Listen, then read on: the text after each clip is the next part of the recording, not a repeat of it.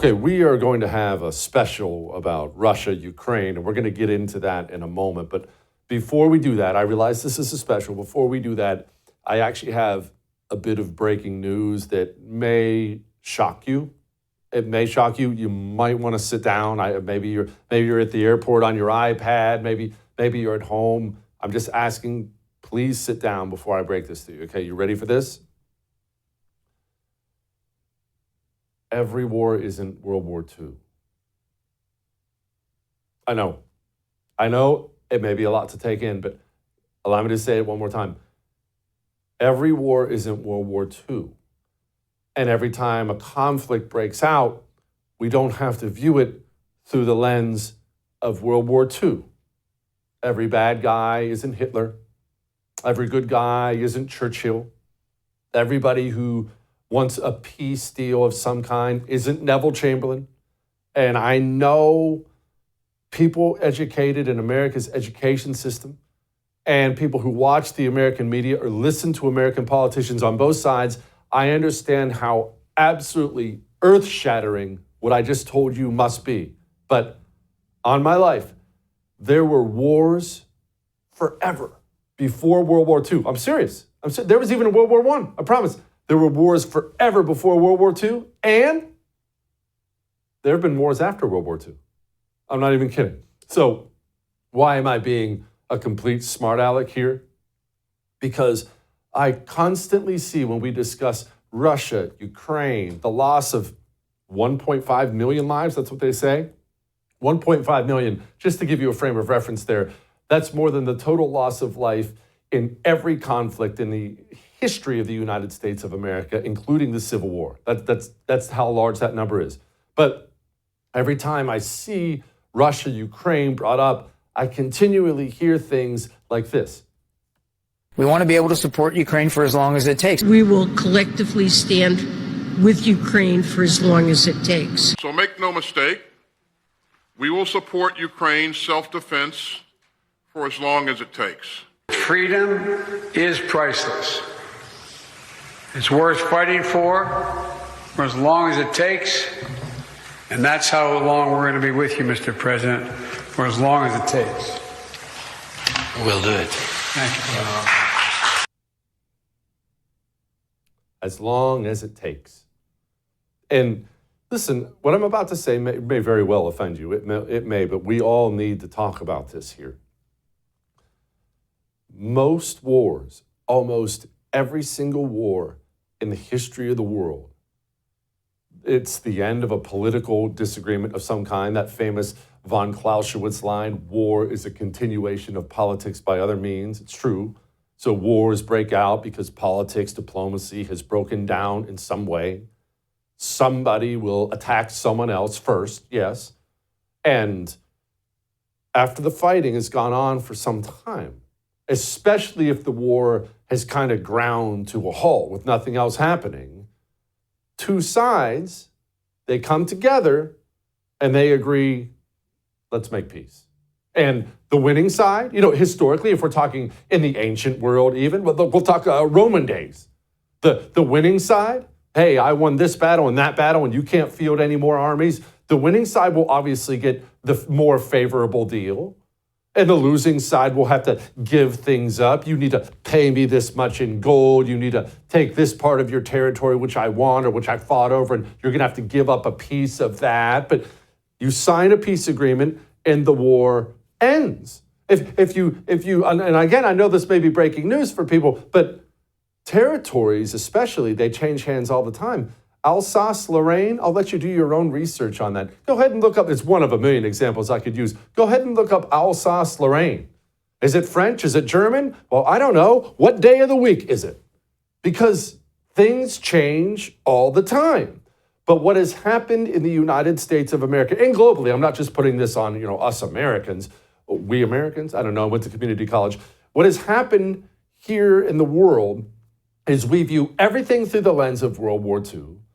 And we view everything through the lens of, no matter what, Captain America wins in the end. I actually heard, I kid you not, I heard Justin Trudeau, PM of Canada, come out and say, Ukraine will win because Ukraine is on the right side. Captain America is a work of fiction, and that's not how real life works at all. Sometimes the side you want to win wins. Sometimes the side you want to lose, they win. That's how it goes. It's uncomfortable, but it's a fact. So that begs the question, why Ukraine?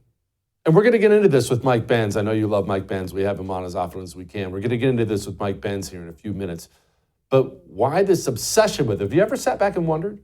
I mean, no matter how you feel, I don't expect you to be a Russian fan, or maybe you are. I personally am not. But no matter how you feel about it, it's so far away.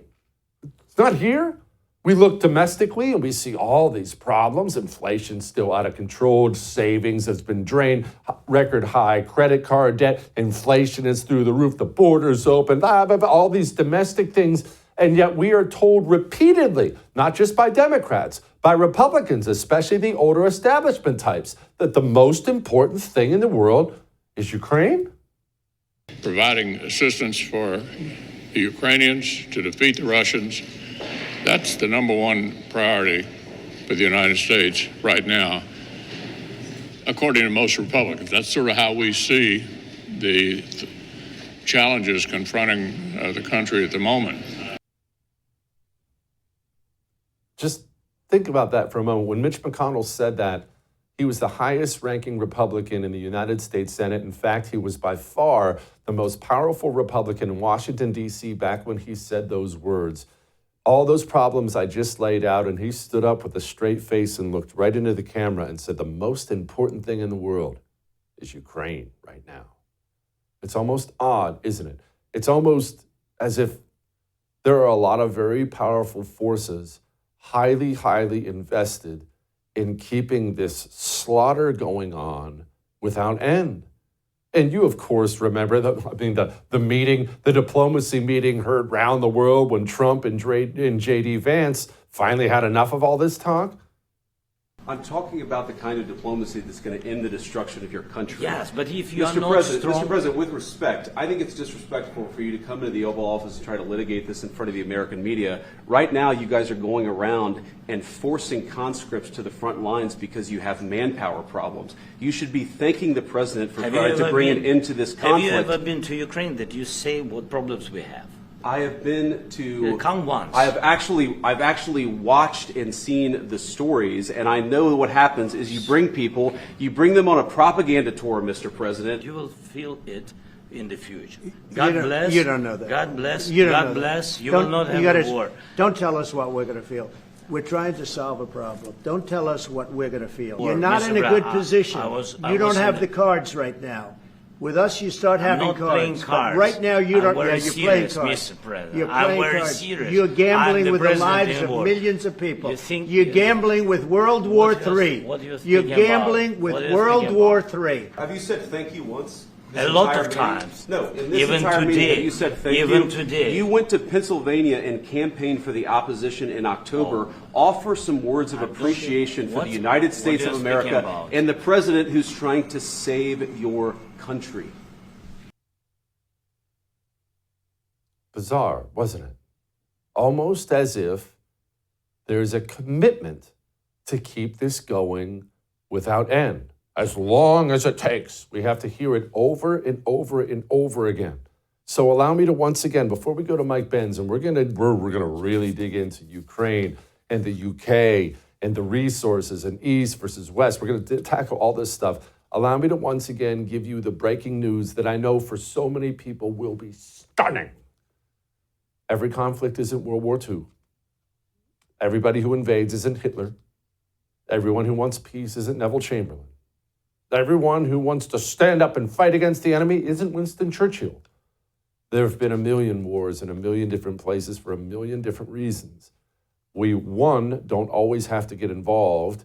And two, we should be highly, highly suspicious of anybody who doesn't want slaughter to end. Because there is one other thing that I seem to notice of everybody on the left and the right who believes that we should go on as long as it takes. It's the most important thing in the world. And that one thing they all share in common.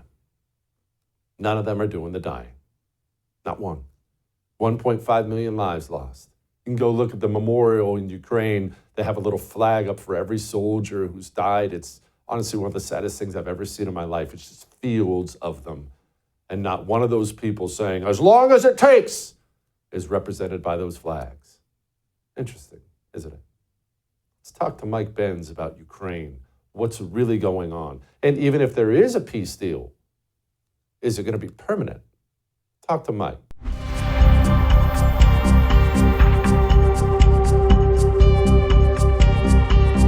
President Zelensky supposedly made a statement today in AP. I'm not a big fan of AP, so maybe it was an incorrect statement, but he said he thinks the war's going to go on for a long time. And he better not be right about that. That's all I'm saying. I find this whole thing to be so incredibly bizarre because why would you want that? And it definitely seems like he wants that. It seems like, well, even if Zelensky doesn't, that somebody wants this war to go on, which I find to be so incredibly odd because it's awful. Just look, 1.5 million dead is an estimate. That's just awful. I bet you Mike Benz knows a little bit about something because he seems to know where all the bodies are buried around this planet. Joining me now, my friend Mike Benz, Executive Director for the Foundation for Freedom Online. If you're not following his work, you're kind of just out of the know on everything. Okay, Mike, for people, honestly, like me, it's very confusing because it seems like a lot of people, not just Zelensky, obviously we know about Boris Johnson shooting down the deal. It seems like a lot of people want this thing to keep going forever. Can you help me understand it? Well, that is the long-term plan. It's the seizing of all of Eurasia, and Ukraine is the gateway to that. It's the pivot point for the energy geopolitics of Europe. It's a major boon to the military contractors. It's a major boon to the banks who do the development and financing and the reconstruction. But essentially, this story dates back to 2014 when the U.S. and U.K. governments organized a coup in Ukraine, and they were not expecting the upshot of that, which was the counter coup that led to the breakaway of the Donbass, the eastern part of Ukraine, as well as Crimea. And during that process, the breakaway led to the loss of territory or territorial control of the puppet government in Ukraine. That started with the removal of Yanukovych in 2014.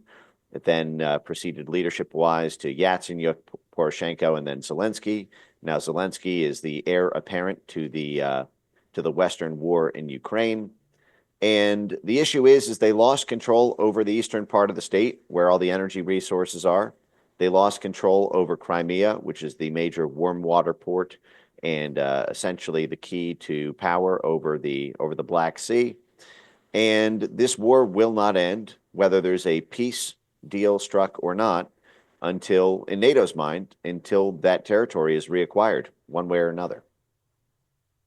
Okay, so walk me through this just briefly. Sorry, Mike, I need you to dumb it down for me. So there was Ukraine. Ukraine had a government. The Obama administration decided they wanted that government removed because they wanted access to energy and things like that. And so after that removal, then what? Russia lost the energy that they wanted, and it went into Ukraine's possession?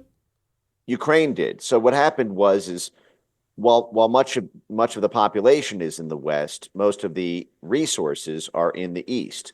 And the eastern half of the country, Ukraine has always been split almost 50-50 between its Ukrainian ethnic half and its Russian ethnic half. The Russian ethnic half, obviously in the East, closer to Russia, the Ukrainian ethnic half predominantly in the West, closer to the EU. And the issue is when the coup happened, there was a counter coup when the eastern half of Ukraine, closer to Russia, decided they would not respect the new Kiev government, the one that was installed by Victoria Nuland and Jeff Pyatt and the Barack Obama State Department. Now, part of this was because part of the terms of the new government installed by the U.S. and U.K. there in Ukraine was the banning of the Russian language. So you can imagine what it must have felt like for the entire eastern half of the country to not be able to speak the tongue in which they communicate with their grandmothers, to be able to communicate their messages on media or social media or on radio or in print. There was effectively a a denazification, if you will, except done to Russian influence in a half Russian country. And so you can imagine how that half felt. They did not respect the Kiev government. They declared themselves a breakaway state. That is what set the stage for the Russiagate targeting of Donald Trump and Paul Manafort and Rudy Giuliani over their ties to Ukraine.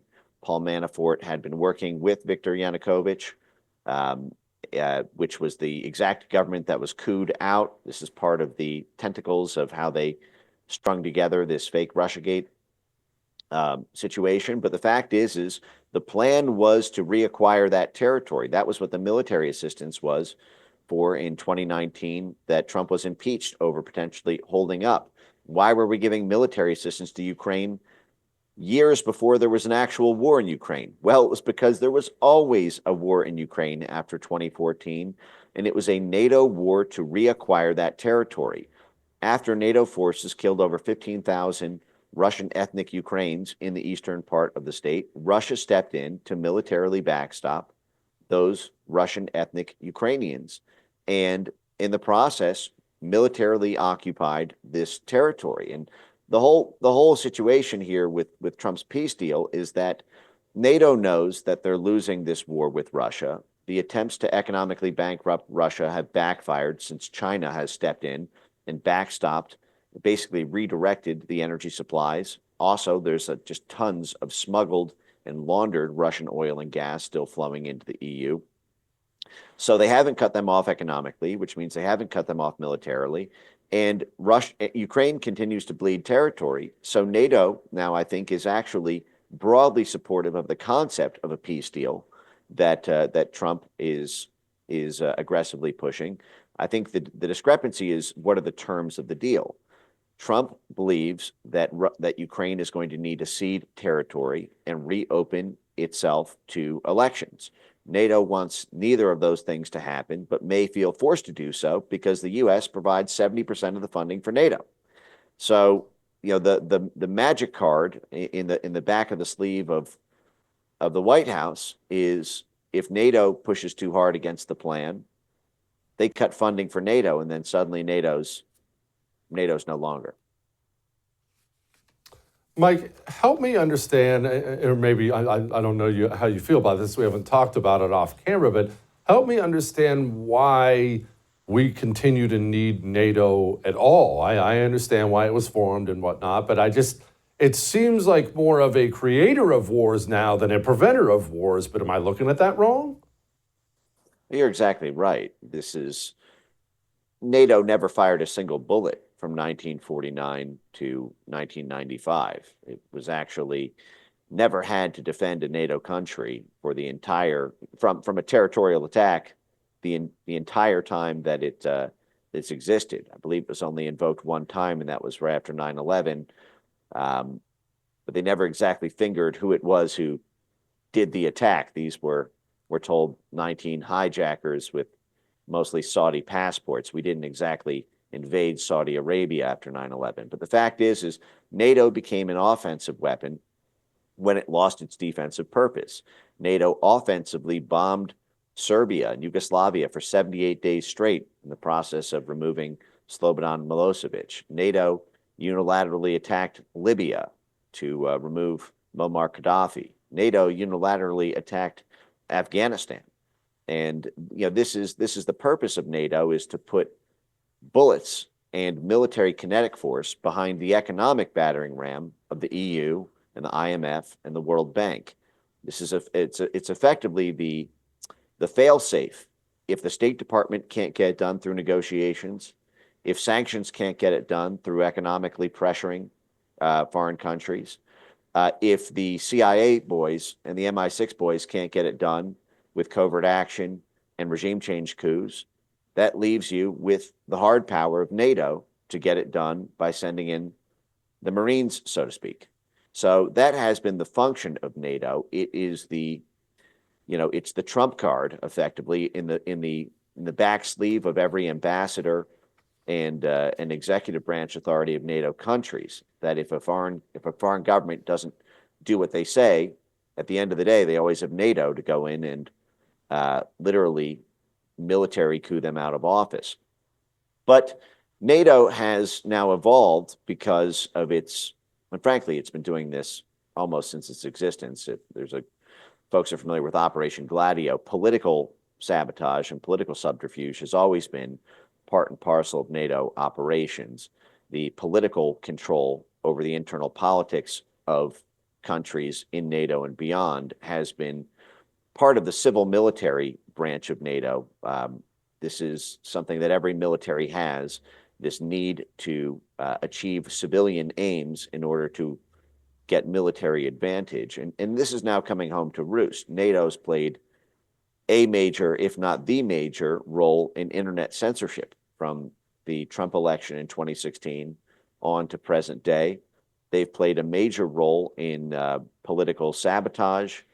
And right now we're seeing a strange situation emerge with the conflict between the US and EU over free speech, something that we've been told for decades has distinguished EU countries from authoritarian countries like Russia and China. You have a situation where European countries are arresting 10 to 100 times more of their own citizens than Russia is for speech online.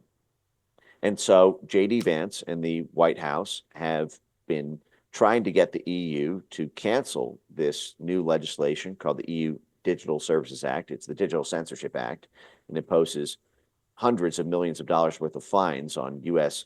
Social media platforms if they don't censor effectively what NATO calls disinformation. And the trump card that's held by the White House is if the EU doesn't get rid of this, and NATO has been pushing this censorship law, maybe we need to renegotiate our posture in NATO. And that is where I think things are currently headed unless the EU reverses course. Sign me up for that. Okay, I want to rewind on something. It's going to sound like I'm sidetracking, and maybe I am, but you mentioned MI6. We can get to the CIA. What is MI6 now, Mike? I mean, we all know James Bond, right? But that's clearly just a movie. What are they now? Are they this mega powerful, invasive juggernaut with eyes and ears everywhere? Are they just kind of this floundering intelligence agency that was once what are they now? Well, they are the intelligence arm of the UK Foreign Office, their version of the State Department. They are the political warfare arm of British statecraft, and it was the inspiration really for the CIA. If you read the inauguration of organized political warfare in 1948 by George Kennan, the same guy who would go on to create the plausible deniability doctrine for the CIA and authorize them to do political black ops, in that memo that preceded NSC 10-2, creating plausible deniability, Kennan made the argument that if we don't have our own version of a British intelligence organized political warfare version, then we will not have the American century in the 20th century. If we don't rule the world, Britain will use its statecraft capacities to, or the Bolsheviks will. This was the argument that was being made in 1948. And so it was the inspiration. Much of American statecraft is modeled on British statecraft, and the two have a special relationship, intelligence sharing. They work constantly together. We saw our own CIA and FBI counterintelligence working with British intelligence during the Russiagate affair. Folks remember the Steele dossier was named after Christopher Steele, the former MI6 agent who started his own private intelligence firm. You see this happen constantly. For example, if you go to NATO Stratcom Center of Excellence, that's the strategic communications wing of NATO. Strategic communications, according to their own definition, includes information operations and psychological operations. So this is NATO's PSYOP arm, literal PSYOP arm. And what they talk about is propping up institutions like the Integrity Initiative, which was run out of, we're told, a Scottish charity that had an office in London. It received over £2 million from the UK Foreign Office. It was supported by NATO's political committee as well. It was run by Chris Donnelly, the former MI6 operative, was also participated in Richard Dearlove, the former head of MI6. And the Integrity Initiative was a globe-spanning British intelligence operation. It was run by, again, current and former intelligence officers of the British statecraft. And in those inner UK cluster cells there were Nina Jankowicz, who would go on years later to become the head of the Disinformation Governance Board at DHS. It's one big conjoined blob in that sense. They had a U.S. branch office as well. They recruited cluster cell members from every NATO country. They deliberately recruited, in their own terms, members of the military, members of financial and regulatory oversight bodies, members of the journalism class, cultural influencers. They even had in these leaked documents detailed success write-ups of how they had sabotaged the political chances for different political candidates across the EU. For example, they had a whole army time code for how they sabotaged the nomination of Pedro Baños, the man who was nominated to be the effectively Minister of Defense in Spain, because they thought that he was too favorable to Russia. That was the predicate that they used to oust him. How they ran a whole covert Twitter campaign and then ran stories to the media, back-channeled with the UK embassy in Spain and the Spanish embassy in the UK to run it directly up to the Prime Minister of Spain, that he had to tank the nomination for who was going to be effectively their chief defense officer. And this was all while the Integrity Initiative documents instructed inner cluster cell members to be helpfully uninformative about sources of funding so that people wouldn't know it was coming from British statecraft. And again, it's not just British statecraft. That was Nina Jankowicz. That was the whole Michael Chertoff network. They work closely with the Atlantic Council, which is funded by 11 different U.S. governments, receives tens of millions of dollars in U.S. taxpayer funds. So, the issue is the UK, when it comes to Ukraine, has massive interests in Eurasia. When the Cold War ended, the UK expanded its portfolio deep into Eurasia, into the privatization of Russia and in the newly liberated post-Soviet Eastern European countries. And so there's a huge financial interest for London and for London banking portfolio companies to expand into Eurasia. And this is part of the British spiderweb there. They can't do it on their own. They need American muscle to make it happen. And this is why you see so much British statecraft focused on controlling U.S. domestic affairs to make sure the money keeps flowing to Ukraine and the boys keep sending their military support and their fighter jets and their drones to kill Russians. This great game has been playing out between the British and the Russians since the 1800s. We had a Crimean War before 2014. It happened in the mid-1800s. You can look that up. It's called the Great Game. This is the popular moniker for this contest between the Brits and the Russians over Eurasia, and the Americans have been used like pawns in this. Now, willing pawns, because so many American multinational companies and politicians get their donor support or get their revenues from the war profiteering. But the big loser here is the average U.S. taxpayer, who doesn't see any of that money flow trickle down to them, and instead is using their own income tax to subsidize war profiteers effectively a million miles away. Mike, let's rewind a little bit to the beginning of the Trump era, because you mentioned Russiagate and things like that. What was, I mean, it's obvious, I don't need, a lecture on why Hillary Clinton wanted to stop Donald Trump, but why was this international community, NATO itself, why were they all in on Trump? I realize why they might be now, but back then, it's not that he was an unknown guy, but politically he was relatively unknown, but it really seems like they went all in to stop Trump back then. Can you help me understand that? Well, he broke the bipartisan consensus on foreign policy that had existed from Truman until Trump.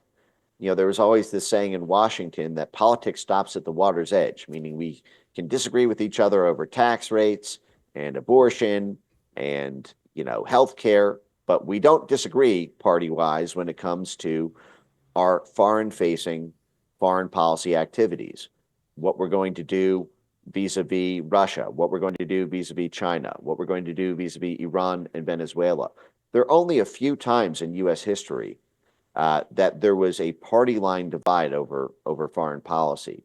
I think probably the most famous one to this day is the Iran-Contra affair in the early 1980s with Nicaragua, when you had the Democrats pass something called the Bolin Amendment out of the House that barred U.S. taxpayer funds from going to overthrow the Sandinista government in Nicaragua. But the Republican Party, at the time, that was Ronald Reagan and George Bush Sr., wanted to overthrow the government in Nicaragua. And so they designed what they called the Enterprise, a private, self-sustained, off-the-shelf, standalone capacity to have the CIA and the National Security Council of the White House prop up covertly, without telling Congress, a regime change network and essentially narco gangs, military drug cartels to trading drugs for cash for guns to try to topple the Sandinista government with a violent paramilitary coup.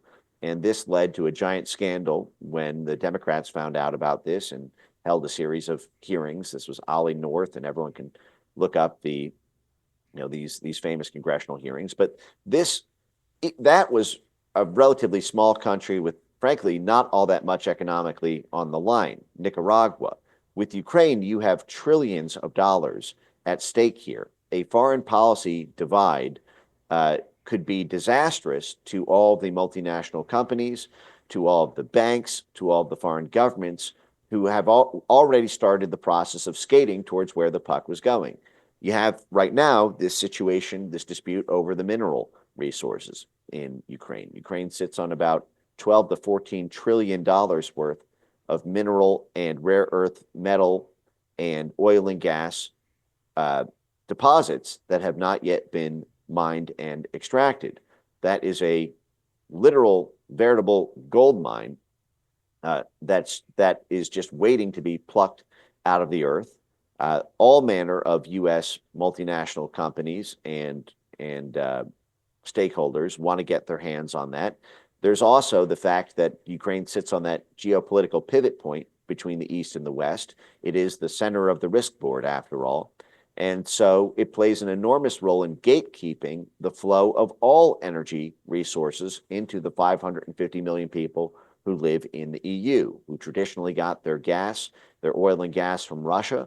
But if Ukraine can be made a solid NATO state and hold the line and box out Russian imports, then you cut off Russia, and then Russia goes bankrupt unless they have a lifeline from China, which they're now getting, to NATO's dismay.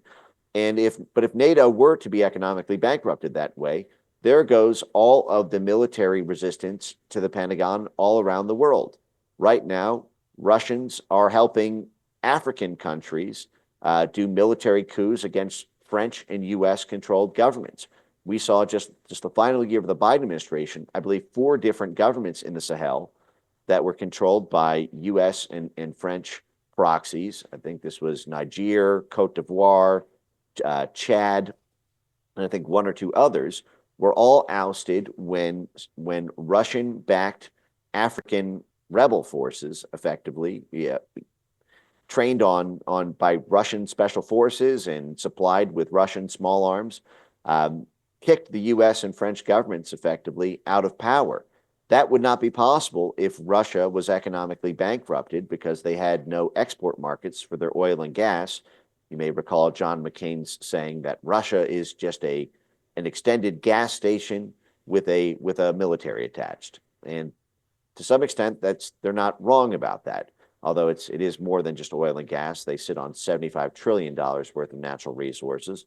This was the major aim of the 1990s and the privatization of Russia by the West, the selling off of the state-held assets to London and Wall Street. Putin reversed all of that when he took power in 1999 and began that process.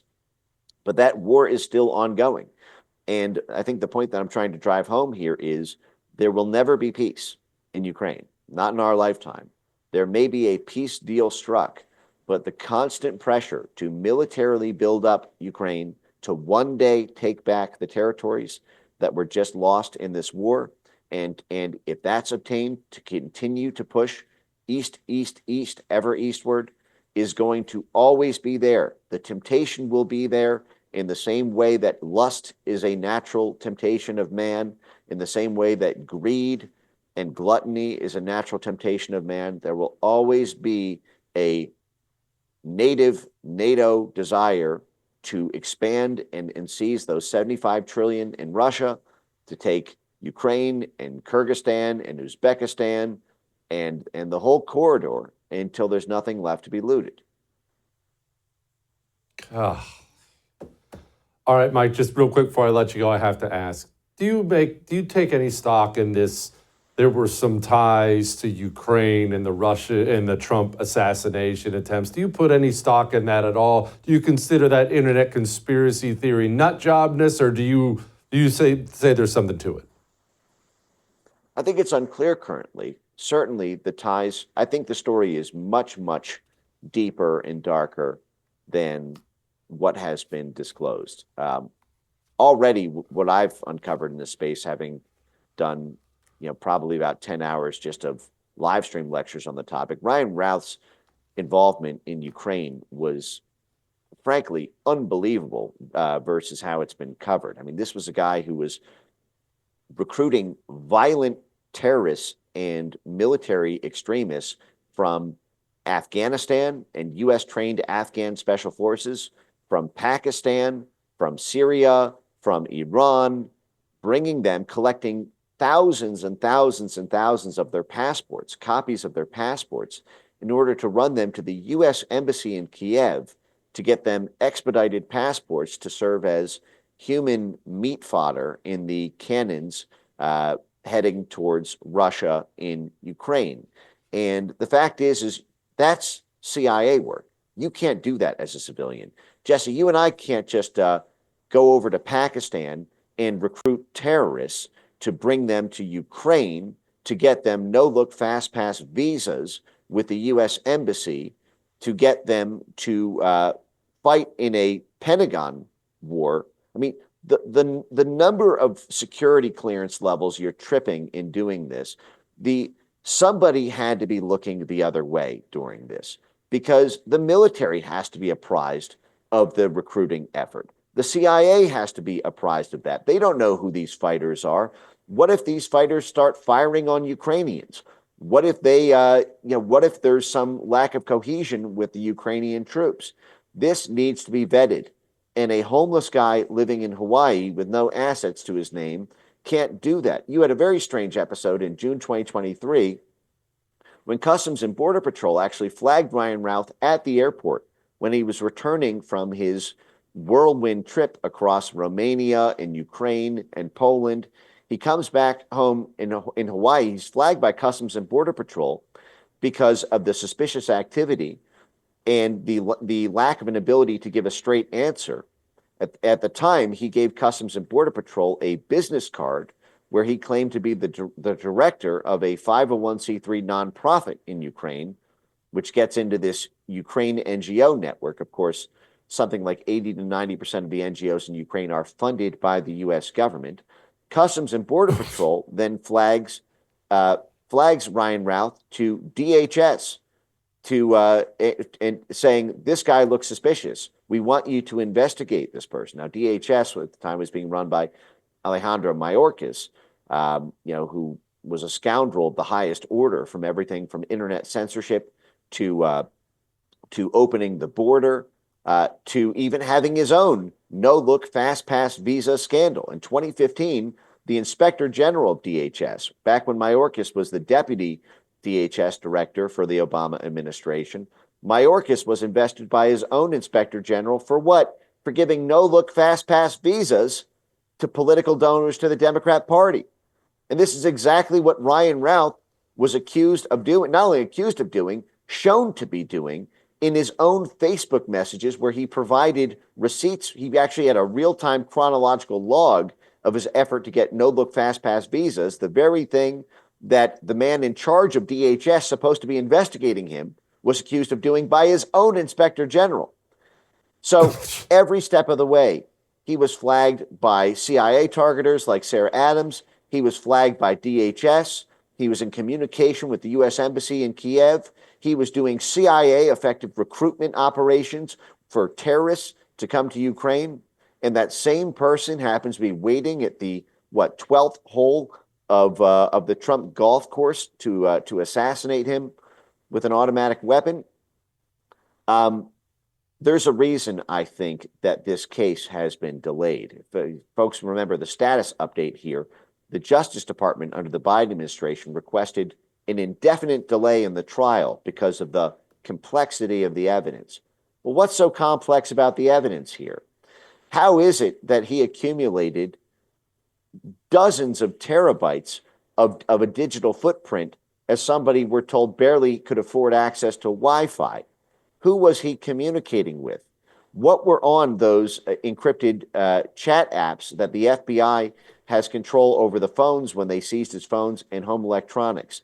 To me, this is a story that needs immediate attention by Kash Patel and Pam Bondi, because my suspicion here is the reason that the Biden Justice Department has punted on this case, and you have not heard a peep since, formally requesting the judge to delay the trial so that they could draw it out the same way they've drawn out the JFK assassination, is because there are links here. The reason that he was allowed to go on and do this for so long in Ukraine, the reason he was allowed to operate the way that he did in the U.S. was because somebody deliberately looked the other way, or worse, was in communication with him the whole time he was planning to do this. Mike, I really should have cut you off early. I shouldn't have asked that last question because now I'm so unbelievably creeped out. I'm just freaked out at this point in time, Mike. You are the best, brother. Come back soon. I appreciate it. That is, wow, that's terrifying. Not surprising, but yeah, that's terrifying. Anyway, we're not quite done. Hang on.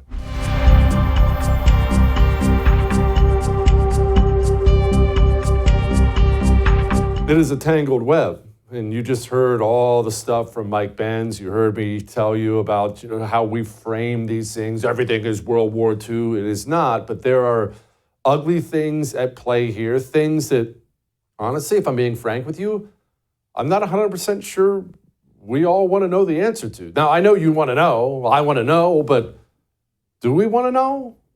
Do we really want to know why so many people are so intent on keeping this bloodletting going on forever? It's an ugly world out there. Anyway, keep yourself in prayer. We'll do it again.